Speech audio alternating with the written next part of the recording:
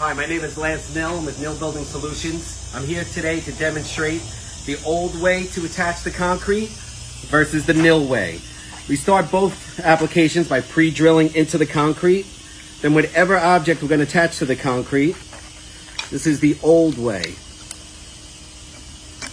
We screw down. And then the more we tighten, the more stress we are now putting on the concrete. Also, water now can migrate underneath this bracket and into the hole that we created when we drilled for the fastener. Now I'm going to show you the NILLWAY. The MB3C, our concrete anchor, has a waterproof threaded port. It comes in all sizes.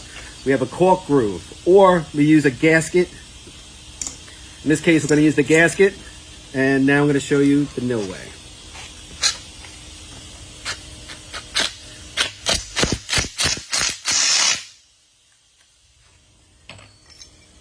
Now, whatever object we're attaching to the concrete, we are attaching to a waterproof threaded port. So there is no water migrating into the concrete.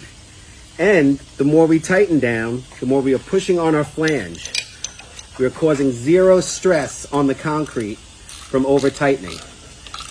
We actually become stronger with no stress on the concrete.